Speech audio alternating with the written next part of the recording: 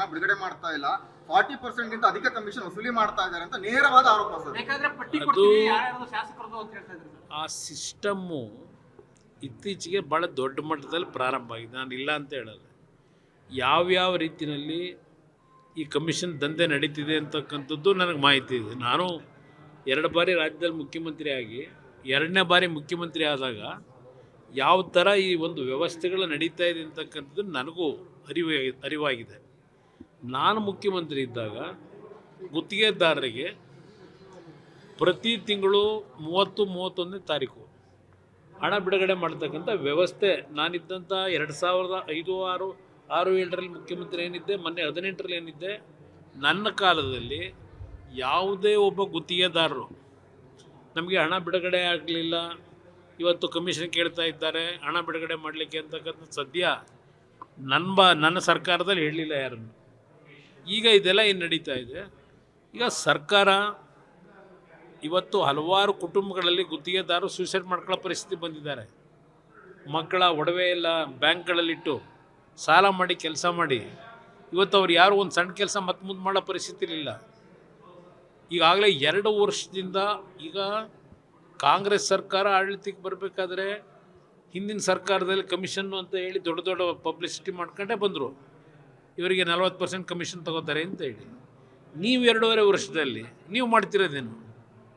ಅದು ಹಳೆಯ ಕಾಲದ್ದು, ಅವ್ರ ಕಾಲದ ಸಾಲ ನಾವು ತೀರಿಸಬೇಕಾಗಿದೆ. ನೀವು ಮುಖ್ಯಮಂತ್ರಿಯಾಗಿ 2013ರಲ್ಲಿ ಕೊನೆಯ ಹಂತದಲ್ಲಿ ಚುನಾವಣೆಗೆ ಹೋಗಬೇಕಾದ್ರೆ ಹಣನೇ ಇಲ್ಲದೆ ಸರ್ಕಾರದಲ್ಲಿ ಎಷ್ಟೆಷ್ಟು ಇಲಾಖೆಗಳಲ್ಲಿ ಇವತ್ತು ಕೆಲಸ ಮಾಡ್ತಕ್ಕಂಥ ಘೋಷಣೆ ಮಾಡಿ ಯಾವ ಒಂದು ಇದು ಫೈನಾನ್ಸ್ನ ಅನುಮತಿ ಇಲ್ಲದೆ, ಜಿಯೋ ಇಶ್ಯೂ ಇಲ್ಲದೆ, ಸರ್ಕಾರದ ಆಡಳಿತಾತ್ಮಕ ಮಂಜೂರಾತಿ ಇಲ್ಲದೆ ಎಲ್ಲೆಲ್ಲಿ ನೀವು ಕೆಲಸ ಮಾಡಿದ್ರಿ ಅದು ನನ್ನ ಹತ್ರ ಮಾಹಿತಿ ಇದೆ. ಈ ಸಿಸ್ಟಮ್ಮು ನೀವು ಪ್ರಾರಂಭ ಮಾಡಿದ್ರಿ, ಅದನ್ನು ಮುಂದುವರ್ಸ್ಕೊಂಡು ಹೊರಟಿದ್ದಾರೆ. ಇದು ಸರಿಪಡಿಸ್ಕೊಳ್ಳಿದ್ರೆ ಮುಂದೆ ಯಾವ ರೀತಿ ಇದನ್ನು ಸರಿಪಡಿಸಿ ಒಂದು ರಾಜ್ಯದ ಗೌರವ ಉಳಿಸ್ಕೊತೀರಿ ಅನ್ನೋದು ಮುಖ್ಯ. ಹಣ ಬಿಡುಗಡೆ ಮಾಡ್ತಾ ಇಲ್ಲ, 40% ಗಿಂತ ಅಧಿಕ ಕಮಿಷನ್ ವಸೂಲಿ ಮಾಡ್ತಾ ಇದ್ದಾರೆ ಅಂತ ನೇರವಾದ ಆರೋಪ ಸರ್. ಅದು ಆ ಸಿಸ್ಟಮ್ಮು ಇತ್ತೀಚೆಗೆ ಭಾಳ ದೊಡ್ಡ ಮಟ್ಟದಲ್ಲಿ ಪ್ರಾರಂಭ ಆಗಿದೆ. ನಾನು ಇಲ್ಲ ಅಂತ ಹೇಳಲ್ಲ.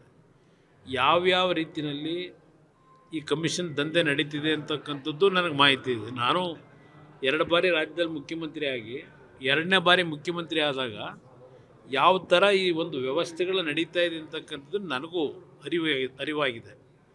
ನಾನು ಮುಖ್ಯಮಂತ್ರಿ ಇದ್ದಾಗ ಗುತ್ತಿಗೆದಾರರಿಗೆ ಪ್ರತಿ ತಿಂಗಳು 30-31ನೇ ತಾರೀಕು ಹಣ ಬಿಡುಗಡೆ ಮಾಡ್ತಕ್ಕಂಥ ವ್ಯವಸ್ಥೆ ನಾನಿದ್ದಂಥ 2005, 6, 7ರಲ್ಲಿ ಮುಖ್ಯಮಂತ್ರಿ ಏನಿದ್ದೆ, ಮೊನ್ನೆ 18ರಲ್ಲಿ ಏನಿದ್ದೆ, ನನ್ನ ಕಾಲದಲ್ಲಿ ಯಾವುದೇ ಒಬ್ಬ ಗುತ್ತಿಗೆದಾರರು ನಮಗೆ ಹಣ ಬಿಡುಗಡೆ ಆಗಲಿಲ್ಲ, ಇವತ್ತು ಕಮಿಷನ್ ಕೇಳ್ತಾ ಇದ್ದಾರೆ ಹಣ ಬಿಡುಗಡೆ ಮಾಡಲಿಕ್ಕೆ ಅಂತಕ್ಕಂಥ ಸದ್ಯ ನನ್ನ ಸರ್ಕಾರದಲ್ಲಿ ಹೇಳಲಿಲ್ಲ ಯಾರನ್ನು. ಈಗ ಇದೆಲ್ಲ ಏನು ನಡೀತಾ ಇದೆ, ಈಗ ಸರ್ಕಾರ ಇವತ್ತು ಹಲವಾರು ಕುಟುಂಬಗಳಲ್ಲಿ ಗುತ್ತಿಗೆದಾರರು ಸೂಸೈಡ್ ಮಾಡ್ಕೊಳ್ಳೋ ಪರಿಸ್ಥಿತಿ ಬಂದಿದ್ದಾರೆ. ಮಕ್ಕಳ ಒಡವೆ ಎಲ್ಲ ಬ್ಯಾಂಕ್ಗಳಲ್ಲಿಟ್ಟು ಸಾಲ ಮಾಡಿ ಕೆಲಸ ಮಾಡಿ ಇವತ್ತು ಅವ್ರು ಯಾರು ಒಂದು ಸಣ್ಣ ಕೆಲಸ ಮತ್ತೆ ಮುಂದೆ ಮಾಡೋ ಪರಿಸ್ಥಿತಿ ಇಲ್ಲ. ಈಗಾಗಲೇ 2 ವರ್ಷದಿಂದ ಈಗ ಕಾಂಗ್ರೆಸ್ ಸರ್ಕಾರ ಆಡಳಿತಕ್ಕೆ ಬರಬೇಕಾದ್ರೆ ಹಿಂದಿನ ಸರ್ಕಾರದಲ್ಲಿ ಕಮಿಷನ್ನು ಅಂತ ಹೇಳಿ ದೊಡ್ಡ ದೊಡ್ಡ ಪಬ್ಲಿಸಿಟಿ ಮಾಡ್ಕೊಂಡೇ ಬಂದರು. ಇವರಿಗೆ 40% ಕಮಿಷನ್ ತಗೋತಾರೆ ಅಂತ ಹೇಳಿ. ನೀವು 2.5 ವರ್ಷದಲ್ಲಿ ನೀವು ಮಾಡ್ತಿರೋದೇನು? ಅದು ಹಳೆಯ ಕಾಲದ್ದು, ಅವ್ರ ಕಾಲದ ಸಾಲ ನಾವು ತೀರಿಸಬೇಕಾಗಿದೆ. ನೀವು ಮುಖ್ಯಮಂತ್ರಿಯಾಗಿ 2013ರಲ್ಲಿ ಕೊನೆಯ ಹಂತದಲ್ಲಿ ಚುನಾವಣೆಗೆ ಹೋಗಬೇಕಾದ್ರೆ ಹಣನೇ ಇಲ್ಲದೆ ಸರ್ಕಾರದಲ್ಲಿ ಎಷ್ಟೆಷ್ಟು ಇಲಾಖೆಗಳಲ್ಲಿ ಇವತ್ತು ಕೆಲಸ ಮಾಡ್ತಕ್ಕಂಥ ಘೋಷಣೆ ಮಾಡಿ ಯಾವ ಒಂದು ಇದು ಫೈನಾನ್ಸ್ನ ಅನುಮತಿ ಇಲ್ಲದೆ, ಜಿಯೋ ಇಶ್ಯೂ ಇಲ್ಲದೆ, ಸರ್ಕಾರದ ಆಡಳಿತಾತ್ಮಕ ಮಂಜೂರಾತಿ ಇಲ್ಲದೆ ಎಲ್ಲೆಲ್ಲಿ ನೀವು ಕೆಲಸ ಮಾಡಿದ್ರಿ ಅದು ನನ್ನ ಹತ್ರ ಮಾಹಿತಿ ಇದೆ. ಈ ಸಿಸ್ಟಮ್ಮು ನೀವು ಪ್ರಾರಂಭ ಮಾಡಿದ್ರಿ, ಅದನ್ನು ಮುಂದುವರ್ಸ್ಕೊಂಡು ಹೊರಟಿದ್ದಾರೆ. ಇದು ಸರಿಪಡಿಸ್ಕೊಳ್ಳಿದ್ರೆ ಮುಂದೆ ಯಾವ ರೀತಿ ಇದನ್ನು ಸರಿಪಡಿಸಿ ಒಂದು ರಾಜ್ಯದ ಗೌರವ ಉಳಿಸ್ಕೊತೀರಿ ಅನ್ನೋದು ಮುಖ್ಯ. ಹಣ ಬಿಡುಗಡೆ ಮಾಡ್ತಾ ಇಲ್ಲ, 40% ಗಿಂತ ಅಧಿಕ ಕಮಿಷನ್ ವಸೂಲಿ ಮಾಡ್ತಾ ಇದ್ದಾರೆ ಅಂತ ನೇರವಾದ ಆರೋಪ ಸರ್. ಅದು ಆ ಸಿಸ್ಟಮ್ಮು ಇತ್ತೀಚೆಗೆ ಭಾಳ ದೊಡ್ಡ ಮಟ್ಟದಲ್ಲಿ ಪ್ರಾರಂಭ ಆಗಿದೆ. ನಾನು ಇಲ್ಲ ಅಂತ ಹೇಳಲ್ಲ. ಯಾವ್ಯಾವ ರೀತಿಯಲ್ಲಿ ಈ ಕಮಿಷನ್ ದಂಧೆ ನಡೀತಿದೆ ಅಂತಕ್ಕಂಥದ್ದು ನನಗೆ ಮಾಹಿತಿ ಇದೆ. ನಾನು 2 ಬಾರಿ ರಾಜ್ಯದಲ್ಲಿ ಮುಖ್ಯಮಂತ್ರಿ ಆಗಿ 2ನೇ ಬಾರಿ ಮುಖ್ಯಮಂತ್ರಿ ಆದಾಗ ಯಾವ ಥರ ಈ ಒಂದು ವ್ಯವಸ್ಥೆಗಳು ನಡೀತಾ ಇದೆ ಅಂತಕ್ಕಂಥದ್ದು ನನಗೂ ಅರಿವಾಗಿದೆ. ನಾನು ಮುಖ್ಯಮಂತ್ರಿ ಇದ್ದಾಗ ಗುತ್ತಿಗೆದಾರರಿಗೆ ಪ್ರತಿ ತಿಂಗಳು 30-31ನೇ ತಾರೀಕು ಹಣ ಬಿಡುಗಡೆ ಮಾಡ್ತಕ್ಕಂಥ ವ್ಯವಸ್ಥೆ ನಾನಿದ್ದಂಥ 2005, 6, 7ರಲ್ಲಿ ಮುಖ್ಯಮಂತ್ರಿ ಏನಿದ್ದೆ, ಮೊನ್ನೆ 18ರಲ್ಲಿ ಏನಿದ್ದೆ, ನನ್ನ ಕಾಲದಲ್ಲಿ ಯಾವುದೇ ಒಬ್ಬ ಗುತ್ತಿಗೆದಾರರು ನಮಗೆ ಹಣ ಬಿಡುಗಡೆ ಆಗಲಿಲ್ಲ, ಇವತ್ತು ಕಮಿಷನ್ ಕೇಳ್ತಾ ಇದ್ದಾರೆ ಹಣ ಬಿಡುಗಡೆ ಮಾಡಲಿಕ್ಕೆ ಅಂತಕ್ಕಂಥ ಸದ್ಯ ನನ್ನ ಸರ್ಕಾರದಲ್ಲಿ ಹೇಳಲಿಲ್ಲ ಯಾರನ್ನು. ಈಗ ಇದೆಲ್ಲ ಏನು ನಡೀತಾ ಇದೆ, ಈಗ ಸರ್ಕಾರ ಇವತ್ತು ಹಲವಾರು ಕುಟುಂಬಗಳಲ್ಲಿ ಗುತ್ತಿಗೆದಾರರು ಸೂಸೈಡ್ ಮಾಡ್ಕೊಳ್ಳೋ ಪರಿಸ್ಥಿತಿ ಬಂದಿದ್ದಾರೆ. ಮಕ್ಕಳ ಒಡವೆ ಎಲ್ಲ ಬ್ಯಾಂಕ್ಗಳಲ್ಲಿಟ್ಟು ಸಾಲ ಮಾಡಿ ಕೆಲಸ ಮಾಡಿ ಇವತ್ತು ಅವ್ರು ಯಾರು ಒಂದು ಸಣ್ಣ ಕೆಲಸ ಮತ್ತೆ ಮುಂದೆ ಮಾಡೋ ಪರಿಸ್ಥಿತಿ ಇಲ್ಲ. ಈಗಾಗಲೇ 2 ವರ್ಷದಿಂದ ಈಗ ಕಾಂಗ್ರೆಸ್ ಸರ್ಕಾರ ಆಡಳಿತಕ್ಕೆ ಬರಬೇಕಾದ್ರೆ ಹಿಂದಿನ ಸರ್ಕಾರದಲ್ಲಿ ಕಮಿಷನ್ನು ಅಂತ ಹೇಳಿ ದೊಡ್ಡ ದೊಡ್ಡ ಪಬ್ಲಿಸಿಟಿ ಮಾಡ್ಕೊಂಡೇ ಬಂದರು. ಇವರಿಗೆ 40% ಕಮಿಷನ್ ತಗೋತಾರೆ ಅಂತ ಹೇಳಿ. ನೀವು 2.5 ವರ್ಷದಲ್ಲಿ ನೀವು ಮಾಡ್ತಿರೋದೇನು? ಅದು ಹಳೆಯ ಕಾಲದ್ದು, ಅವ್ರ ಕಾಲದ ಸಾಲ ನಾವು ತೀರಿಸಬೇಕಾಗಿದೆ. ನೀವು ಮುಖ್ಯಮಂತ್ರಿಯಾಗಿ 2013ರಲ್ಲಿ ಕೊನೆಯ ಹಂತದಲ್ಲಿ ಚುನಾವಣೆಗೆ ಹೋಗಬೇಕಾದ್ರೆ ಹಣನೇ ಇಲ್ಲದೆ ಸರ್ಕಾರದಲ್ಲಿ ಎಷ್ಟೆಷ್ಟು ಇಲಾಖೆಗಳಲ್ಲಿ ಇವತ್ತು ಕೆಲಸ ಮಾಡ್ತಕ್ಕಂಥ ಘೋಷಣೆ ಮಾಡಿ ಯಾವ ಒಂದು ಇದು ಫೈನಾನ್ಸ್ನ ಅನುಮತಿ ಇಲ್ಲದೆ, ಜೀವೋ ಇಶ್ಯೂ ಇಲ್ಲದೆ, ಸರ್ಕಾರದ ಆಡಳಿತಾತ್ಮಕ ಮಂಜೂರಾತಿ ಇಲ್ಲದೆ ಎಲ್ಲೆಲ್ಲಿ ನೀವು ಕೆಲಸ ಮಾಡಿದ್ರಿ ಅದು ನನ್ನ ಹತ್ರ ಮಾಹಿತಿ ಇದೆ. ಈ ಸಿಸ್ಟಮ್ಮು ನೀವು ಪ್ರಾರಂಭ ಮಾಡಿದ್ರಿ, ಅದನ್ನು ಮುಂದುವರ್ಸ್ಕೊಂಡು ಹೊರಟಿದ್ದಾರೆ. ಇದು ಸರಿಪಡಿಸ್ಕೊಳ್ಳಿದ್ರೆ ಮುಂದೆ ಯಾವ ರೀತಿ ಇದನ್ನು ಸರಿಪಡಿಸಿ ಒಂದು ರಾಜ್ಯದ ಗೌರವ ಉಳಿಸ್ಕೊತೀರಿ ಅನ್ನೋದು ಮುಖ್ಯ. ಸರ್ಕಾರದ ಹಣ ಬಿಡುಗಡೆ ಮಾಡ್ತಾ ಇಲ್ಲ, 40%ಗಿಂತ ಅಧಿಕ ಕಮಿಷನ್ ವಸೂಲಿ ಮಾಡ್ತಾ ಇದ್ದಾರೆ ಅಂತ ನೇರವಾದ ಆರೋಪ ಸರ್. ಆ ಸಿಸ್ಟಮ್ಮು ಇತ್ತೀಚೆಗೆ ಭಾಳ ದೊಡ್ಡ ಮಟ್ಟದಲ್ಲಿ ಪ್ರಾರಂಭ ಆಗಿದೆ. ನಾನು ಇಲ್ಲ ಅಂತ ಹೇಳಲ್ಲ.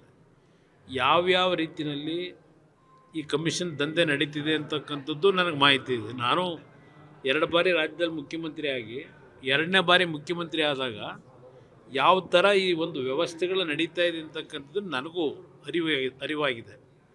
ನಾನು ಮುಖ್ಯಮಂತ್ರಿ ಇದ್ದಾಗ ಗುತ್ತಿಗೆದಾರರಿಗೆ ಪ್ರತಿ ತಿಂಗಳು 30-31ನೇ ತಾರೀಕು ಹಣ ಬಿಡುಗಡೆ ಮಾಡ್ತಕ್ಕಂಥ ವ್ಯವಸ್ಥೆ ನಾನಿದ್ದಂಥ 2005, 6, 7ರಲ್ಲಿ ಮುಖ್ಯಮಂತ್ರಿ ಏನಿದ್ದೆ, ಮೊನ್ನೆ 18ರಲ್ಲಿ ಏನಿದ್ದೆ, ನನ್ನ ಕಾಲದಲ್ಲಿ ಯಾವುದೇ ಒಬ್ಬ ಗುತ್ತಿಗೆದಾರರು ನಮಗೆ ಹಣ ಬಿಡುಗಡೆ ಆಗಲಿಲ್ಲ, ಇವತ್ತು ಕಮಿಷನ್ ಕೇಳ್ತಾ ಇದ್ದಾರೆ ಹಣ ಬಿಡುಗಡೆ ಮಾಡಲಿಕ್ಕೆ ಅಂತಕ್ಕಂಥ ಸದ್ಯ ನನ್ನ ಸರ್ಕಾರದಲ್ಲಿ ಹೇಳಲಿಲ್ಲ ಯಾರನ್ನು.